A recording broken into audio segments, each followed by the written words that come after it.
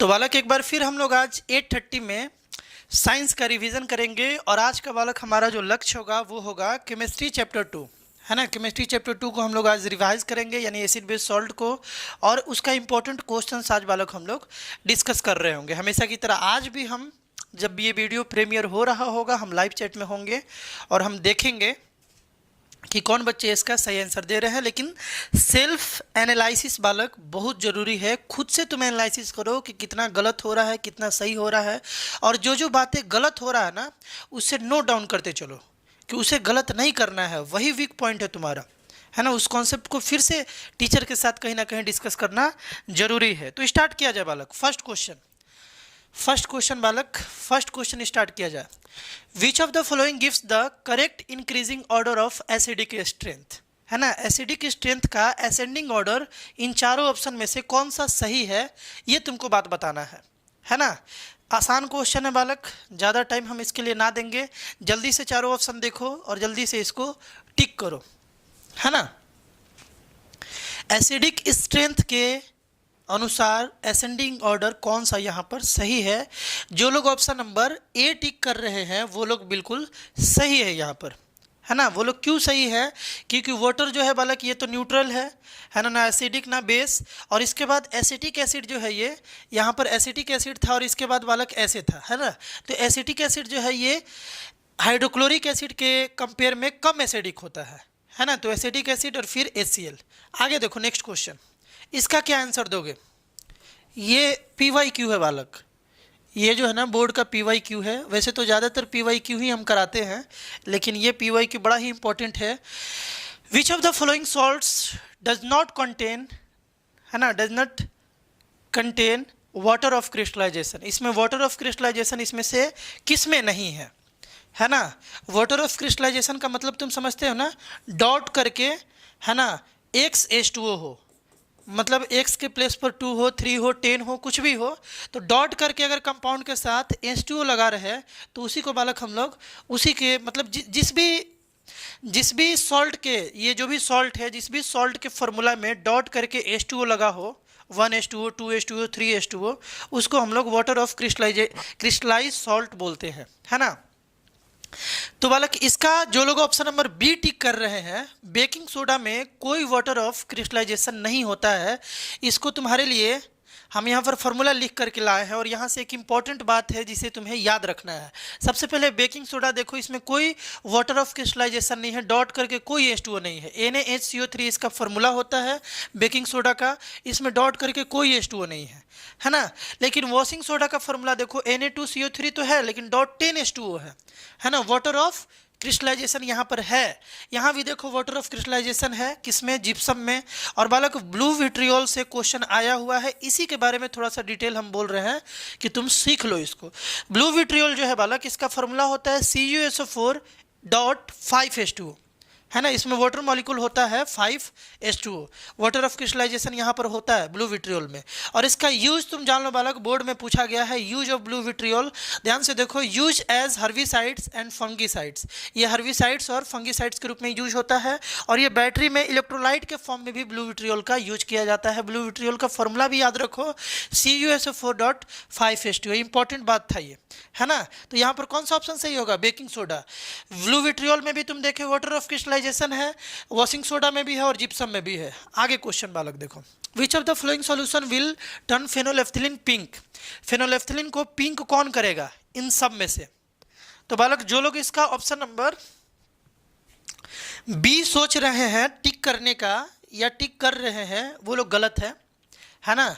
CO2 जो है बालक, नॉन मेटालिक ऑक्साइड जो है वो एसिडिक इन नेचर होता है ना। और फेनोलेफ्थिलीन जो है बालक वो पिंक होता है बेस में। तो जो लोग ऑप्शन नंबर सी टिक कर रहे हैं वो लोग सही है ना, क्योंकि ये बेस है। OH के चलते KOH क्या है बालक? ये बेस है। तो ये जो बेस है बालक, यही फेनोलेफ्थिलीन को पिंक करेगा। और एसिड में तो फेनोलेफ्थिलीन जो बालक है वो कलरलेस रहता है। तो ये बात तुमको ध्यान रखना है, यहाँ सी इसका आंसर था। Next question, the pH of the gastric juices release during digestion is. देखो डाइजेशन के समय जो गैस्ट्रिक जूसेस रिलीज होता है उसका pH क्या होगा? इंपॉर्टेंट बात है, जल्दी बताओ जल्दी बताओ बालक। गैस्ट्रिक जूसेस जो है उसमें तुम पढ़े हो लाइव प्रोसेसेस में कि वो HCl होता है बालक, क्या होता है, HCl होता है, यानी एसिडिक इन नेचर। और एसिडिक इन नेचर मतलब पीएच कितना होना चाहिए, लेस देन 7। जो लोग ऑप्शन नंबर ए टिक कर रहे थे वो लोग बिल्कुल सही थे। नेक्स्ट क्वेश्चन बालक, इसका आंसर क्या होगा, बड़ा ही इंपॉर्टेंट बात है ये, बड़ा ही बालक ये इंपॉर्टेंट बात है। इस बात को क्या तुम बोलोगे, इसका आंसर क्या दोगे, जल्दी से बताओ, जल्दी से बताओ इसको, उसके बाद हम लोग फर्दर आगे मूव करेंगे, है ना। देखो इस क्वेश्चन में था कि if a few drop of concentrated acid accidentally spills over the hand of a student what should be done. मतलब कि अगर कंसंट्रेटेड एसिड अगर किसी स्टूडेंट के हैंड पर अगर पड़ जाए, उसका कुछ ड्रॉप वगैरह पड़ जाए, तो तुरंत क्या करना चाहिए, ये 4 ऑप्शन है। पहला, wash the hand with saline solution, saline solution से हाथ को धो लो, है ना। Wash the hand immediately with plenty of water and apply the paste of sodium hydrogen carbonate, sodium hydrogen carbonate का पेस्ट अप्लाई कर दो। CBSE का ये वाला PYQ है, बोर्ड में ये पूछा गया था क्वेश्चन, है ना। सी नंबर ऑप्शन है, after washing with plenty of water apply solution of sodium hydroxide on the hand, neutralize the acid with the strong alkali. ये चारों ऑप्शन में से कौन सा ऑप्शन सही होगा। जो लोग बालक ऑप्शन नंबर डी टिक कर रहे हैं ना, ध्यान से सुनना, जो लोग ऑप्शन नंबर डी टिक कर रहे हैं वो लोग मूर्ख हैं वो लोग बालक मूर्ख है ना। देखो यार, कंसंट्रेटेड एसिड से वो पहले ही हाथ उसका कहीं ना कहीं जल रहा होगा, और तुम वहाँ पर स्ट्रॉन्ग अल्कली डाल दोगे तो और हाथ जल जाएगा। उसी तरीके से सोडियम हाइड्रोक्साइड ये स्ट्रॉन्ग अल्कली है बालक, स्ट्रॉन्ग बेस है, इससे भी ट्रीटमेंट करना बहुत ही बेवकूफ़ी होगा। जैसे दिमाग में तो यही जाएगा ना कि एसिड है उसमें बेस डाल दे न्यूट्रलाइज हो जाएगा, लेकिन स्ट्रॉन्ग नहीं डालना है, हाथ है भाई, न्यूट्रलाइज होने से पहले वो जल जाएगा, है ना। तो इसका आंसर, राइट आंसर है बाबू B, wash the hand immediately with plenty of water. पहले वाटर से उसको बढ़िया से धो, जल्दी से जल्दी, है ना। वाटर जब ज़्यादा जाएगा तो वो एसिड का पावर कम हो जाएगा, डाइल्यूट हो जाएगा एसिड, है ना। और उसके बाद वहाँ पर तुरंत सोडियम हाइड्रोजन कार्बोनेट वहाँ पर अप्लाई कर दो। अब ये वाला रिएक्शन तुमको याद होना चाहिए, ये है सोडियम हाइड्रोजन कार्बोनेट। जब हाथ पर लगाओगे पहले से वहाँ पर पानी रहेगा या एसिड रहेगा, एसिड में H+ आयन आएगा, जैसे ही हाथ पर पानी डाले तो H+ आयन रिलीज होगा। वो H+ आयन के साथ जब सोडियम हाइड्रोजन कार्बोनेट रिएक्ट करता है बालक, तो ध्यान रखो वहाँ से CO2 प्रोड्यूस होता है, H2O प्रोड्यूस होता है और सोडियम सॉल्ट बन जाता है।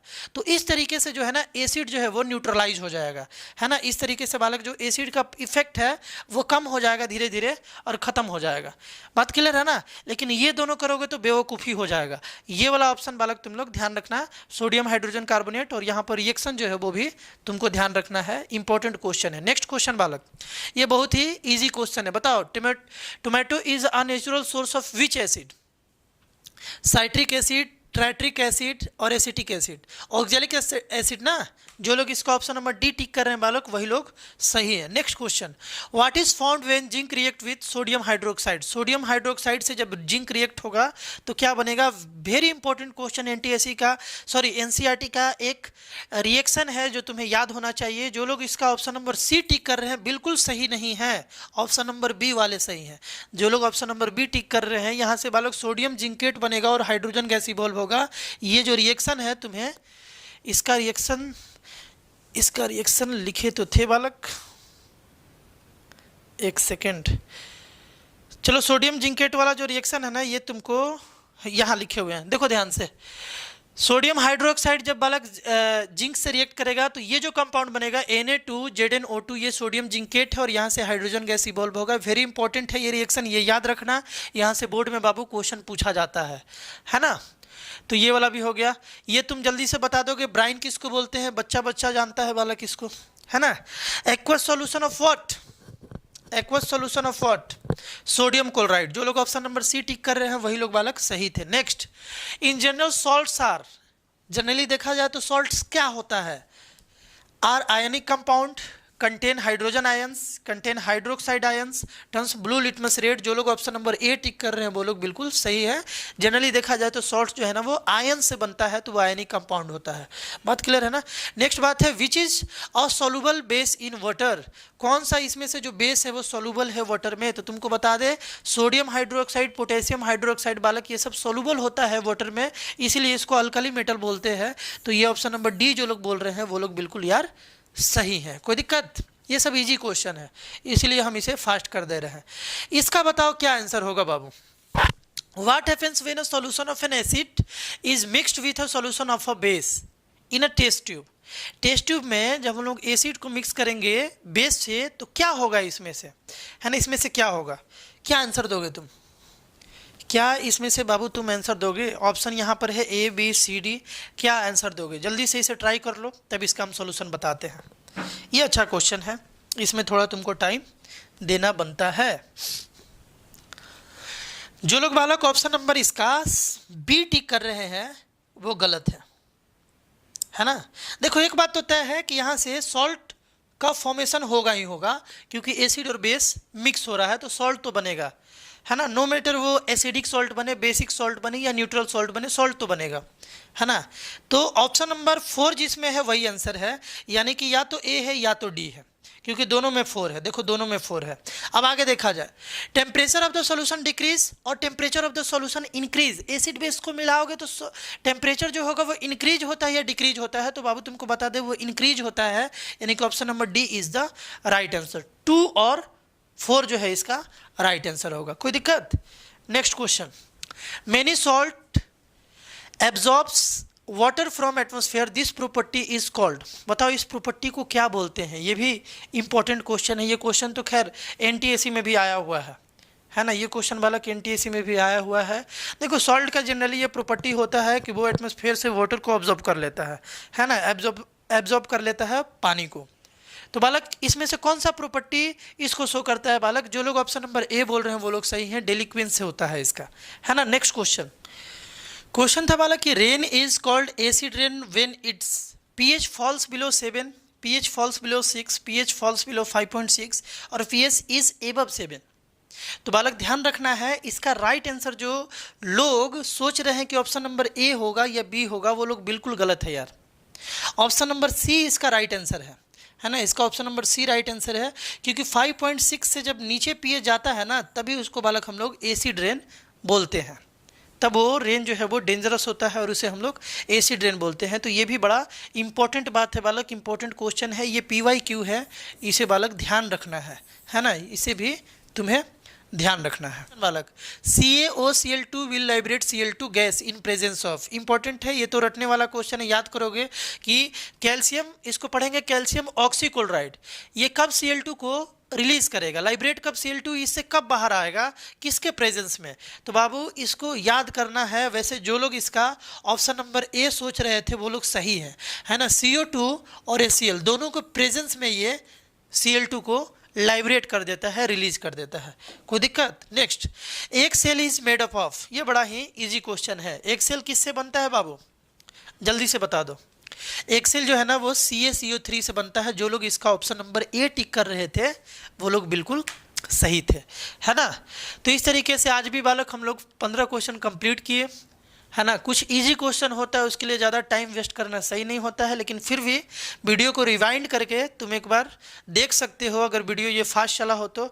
लेकिन जो इंपॉर्टेंट क्वेश्चन बोले जिसमें हम थोड़ा सा रुके वो हाईली इंपॉर्टेंट है। आजकल वैसा ही क्वेश्चन आ रहा है, जो क्वेश्चन तुमसे गलत हुआ वो सारा क्वेश्चन का लिस्ट बनाओ, है ना। उस सारे क्वेश्चंस को अपने नोट्स पे इंक्लूड करो, छोटा छोटा बॉक्स बनाकर, क्योंकि वही वो चीज़ है जहाँ पर तुमसे गलती हो रहा है, वही तुम्हारा नंबर मार्क्स कटवा सकता है वहाँ पे, है ना। तो ये बात ध्यान रखो। फिर हम लोग मिलते हैं बालक नेक्स्ट वीडियो में। बाय।